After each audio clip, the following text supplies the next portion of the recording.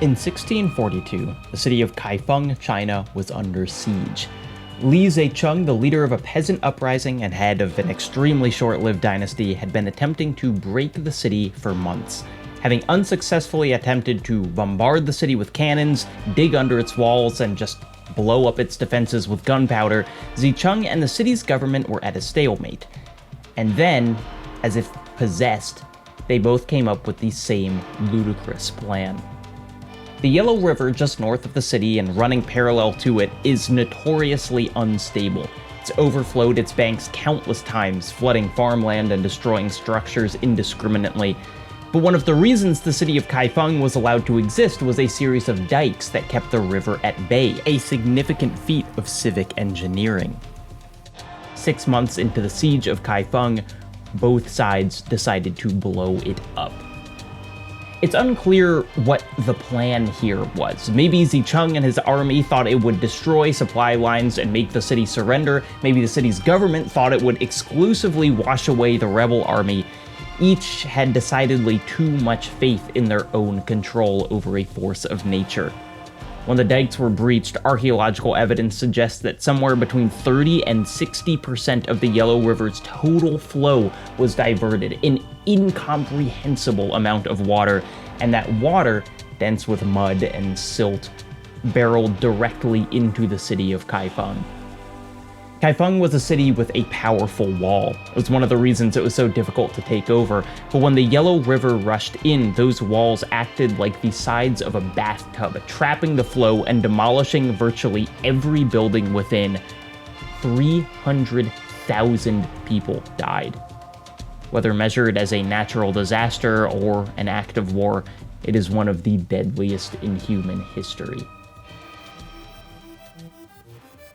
The thing is, Kaifeng still exists today. It is a major city, population of millions. And you might look at that and think, cool, so people rebuilt after the flood of 1642, and you'd be right, but you wouldn't have the whole picture, because the city of Kaifeng today doesn't just sit on one foundation of an old city washed away, or even 2 foundations, but 6 cities stacked on top of each other, each covered in mud and hardened and turned into bedrock for the next civilization. 6 times that infrastructure and people have been washed away, and yet more keep returning and deciding to start again. 6! Excavations have cut away the layers like a cross-section, meaning you can almost literally descend through both time and space. You can walk down into Kaifeng's past.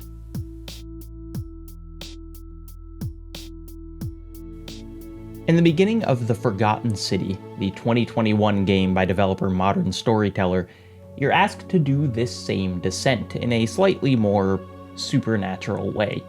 After waking on the banks of a river, you stumble down a hole into an ancient set of ruins, and then continue to stumble through a wormhole, which whisks you back in time to the point when the ruins were a fully formed city. A city full of people, hidden beneath the ground. One of the most immediately striking things about the Forgotten City is these eerie golden statues that fill its streets, both pre- and post-time warp. They're locked in natural, pained positions, and you see several of them before you ever see another living person. You don't have to wait long to find out the meaning of these gold-clad figures, though.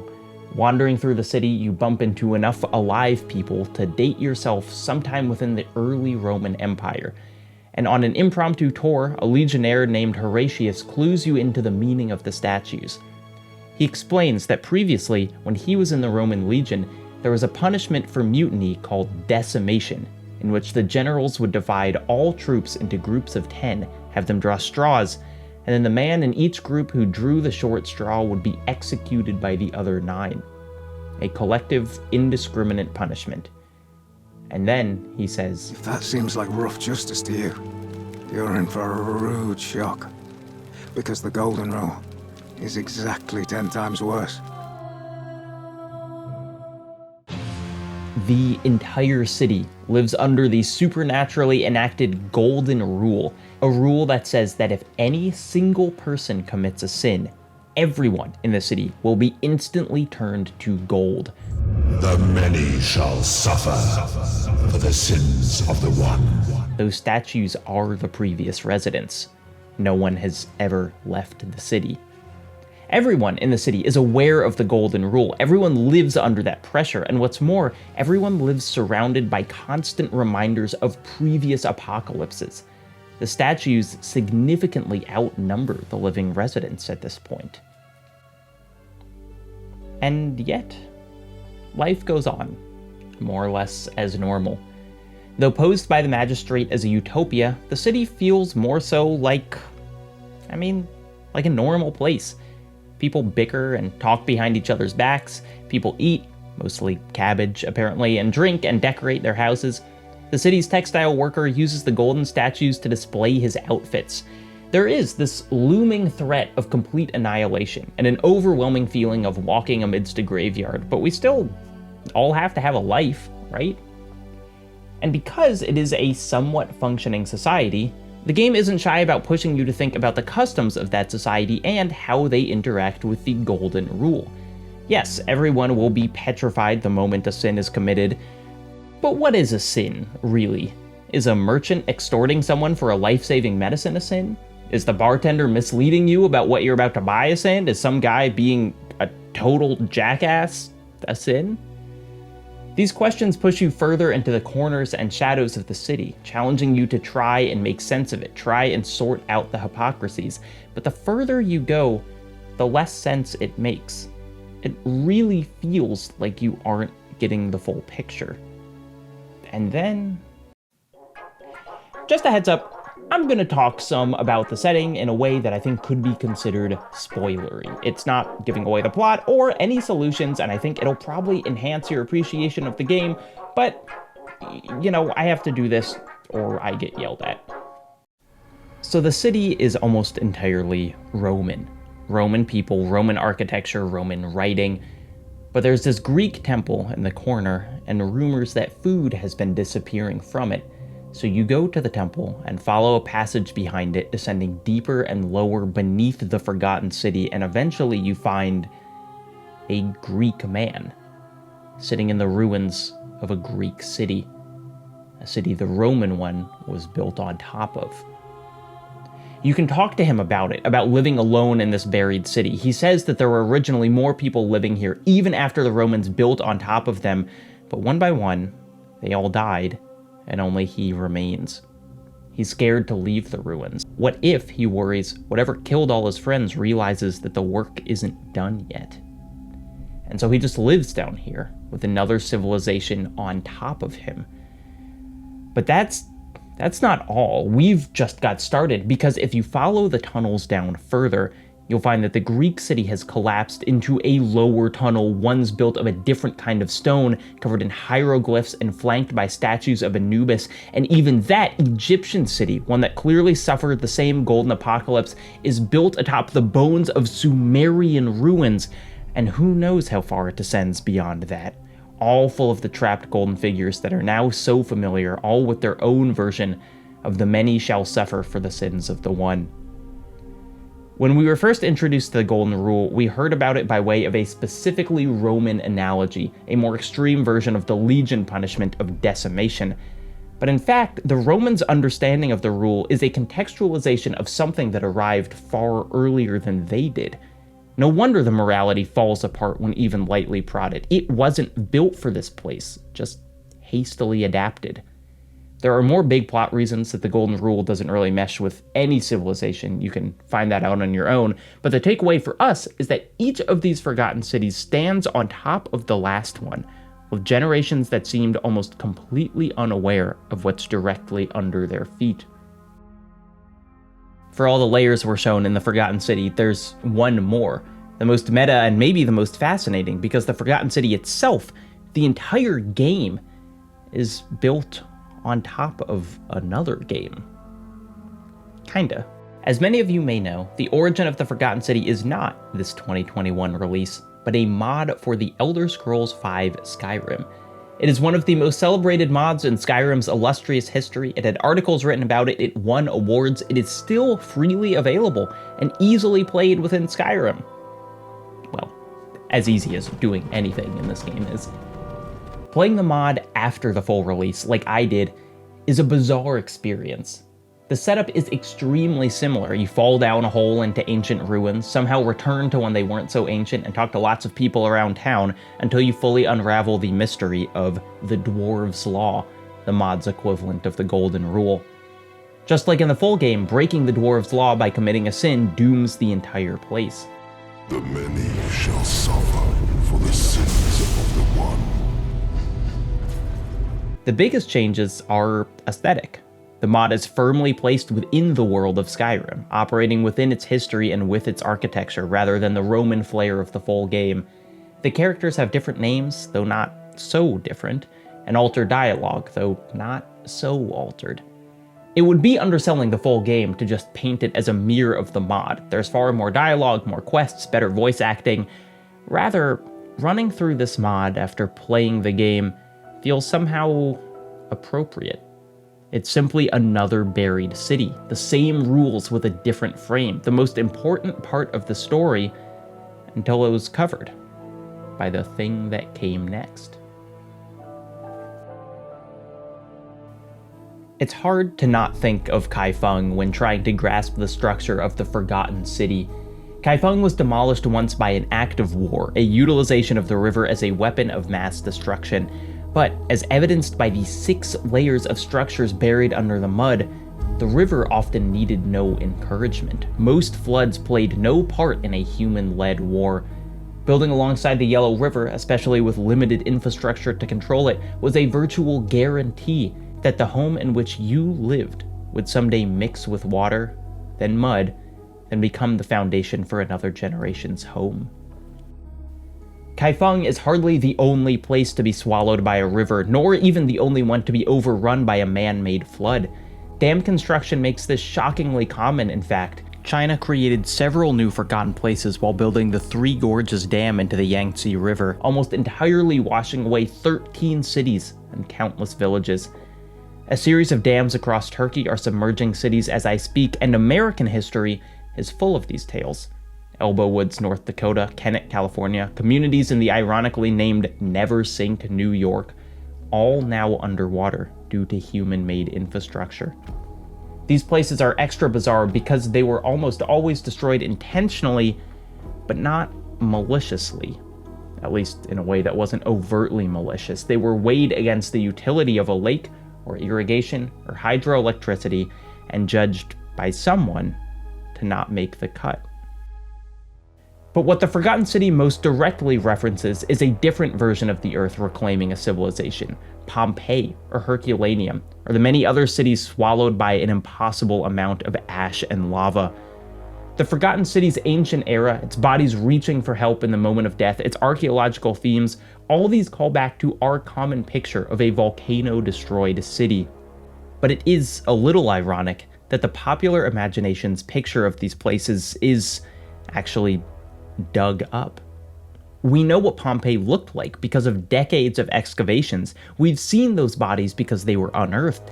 Ancient Herculaneum is excavated as well, though only partially because there's a city built on top of it. But not all places that suffer this fate are exhumed. In her outstanding book Islands of Abandonment, Cal Flynn writes about visiting Plymouth, Montserrat, a city now dozens of feet underground, buried by an angry volcano in the ancient year of 1995. There are still many people with living memories of Plymouth. There are people whose houses, filled with their possessions, lay under many, many feet of new rock. Flynn goes with a tour guide to the post-volcanic Plymouth, and as he describes the geography of the pre-buried city, she describes experiencing a sort of extraordinary vertigo. Hearing about everything that used to exist there, she felt that she was, quote, standing on a clear glass floor, high above the former capital. Plymouth was taken by multiple pyroclastic flows, a phenomenon that's given us some of our most striking volcanic imagery. Independent from lava, a pyroclastic flow consists of rock and gas that scream out of a volcano in a terrifyingly fast wave of destruction, moving at hundreds of miles per hour. In Pompeii, people died slowly enough that they were able to curl up, the temperature in the mere hundreds of degrees. In Herculaneum, the pyroclastic flow hit the city so fast that the residents' brains boiled and their skulls literally blew open. Fortunately, no one died in the Plymouth eruption of 1995, but the city was there, and then it was gone. A burial of a city doesn't always happen all at once. There are other situations in the history of cities where the burying is more fungal. New construction simply growing upon the old, despite the old still being present in one way or another. In a previous video, I talked about Edinburgh and its two-tiered streets, the poor both economically and physically trapped underneath with the dark and the plague. Seattle's Great Fire in 1889 burned almost 30 city blocks, but, like sprouts after a forest fire, the city continued to grow unabated, people raising the street level and building directly on top of the burnt remains. This is often how cyberpunk dystopias are imagined too. The street level remains grossly contemporary to our current day, while the artificial peaks built on top of them shimmer with holographic beauty. Despite often being based in tragedy, the appeal of cities buried under earth or water or ash is pretty magnetic for me. It's that gosh darn anthropological thrill, getting to uncover history and feeling like you're discovering something new, even though there's necessarily already been someone there. These work so well as a plot device because there are often just enough details to set your imagination spinning. Missing key information, more than one story has turned to supernatural forces or extraterrestrial life to explain a mysterious civilization. But there is a darker side to this excitement. More than once, more than a dozen times, vital detail and humanizing history have been cast aside to fit into a narrative more palatable for whoever currently controls the story of history. It's easy for anthropological interest to shift into a complete colonialist mindset, appointing oneself the discoverer, historian, and steward of a culture that does not need a stranger to be any of those things. Recently, I went to see a mummy exhibit at a local art museum. The man responsible for most of the excavations, a long-dead English eugenicist, described digging through ancient cities, unearthing thousands of mummies, and keeping the dozen or so he found most interesting. The rest were tossed, or became firewood, or were sold to tourists. It's a cycle that's barely slowed. Today in America, more than a third of Native American sites on federally protected land, many of which are grave sites, have been completely emptied out by treasure hunters and self-appointed historians. The pattern is even more gross than simple theft. Not only have people decided that they're entitled to the cool and fun hobby of grave robbing, they're able to do it because our environment has been sculpted by that same colonialist entitlement. Vast swaths of the US are built on buried indigenous cities, far more recent than is comfortable to remember. Man-made flooding from artificial dams disproportionately submerges Native American territory. Elbow Woods, I previously mentioned, a native town, swept away in 1953. Massive portions of Seneca territory were lost after the construction of the Kinzua Dam in 1965, and I don't think it's a stretch to say that today, the constant efforts to cover reservations in pipelines that threaten their own manner of floods, is an extension of this history. What I'm saying is it's pretty goddamn rich to voyeuristically delight in the rediscovery of a buried city when you've sat by and watched its destruction. There's a difference between the genuine magic of discovering the layers of the past and redefining history to excuse the ethics of your conquerings. Exploring this thematic territory, even in fiction, carries the weight of its real-life occurrences. This video has never really been just about a video game, but one of the reasons I enjoyed The Forgotten City so much is I think it understands this weight. It's true that there's little interrogation of the player's role, they're simply a figure out of time, and for a more critical take on the game's view of history, I heartily recommend Renata Price's review, linked in the description, but even still, the central irony of the city itself is the idea that a quote-unquote city without sin, a place that follows a golden rule, could rest on a stack of conquered civilizations and never think to reckon with it. It's not even some kind of moral stance. It's a matter of historic necessity. Only trying to understand the surface, trying to base a worldview on solely the top layer, just leaves too many answers locked below.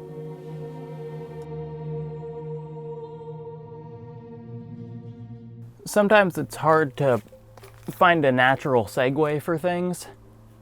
This video was sponsored by CuriosityStream. Look, if you're interested in the type of historical stories I've been telling during this video, CuriosityStream is a no-brainer. I learned about Pyroclastic Flows, for instance, by watching this doc called Pompeii, The Mystery of the People Frozen in Time on CuriosityStream. The other reason it's a no-brainer is because it's cheap. CuriosityStream costs less for an entire year than many streaming services do per month, less than $15 for an annual plan, with my code in the description. The third reason it's a no-brainer is, of course, you get Nebula too. Did you hear that? You get Nebula too! Nebula is kind of like YouTube, except the standard of quality is way higher. They pay creators far more per view and the videos come out earlier, and you'll never have, I don't know, a video about environmentalism interrupted for some mid-roll ad for a luxury car. When I want to watch a documentary, I hop on CuriosityStream, and when there's an essayist I like, I watch their videos on Nebula, and you too can operate at this peak level of physical performance by signing up with that link in the description, and I'll just be down here.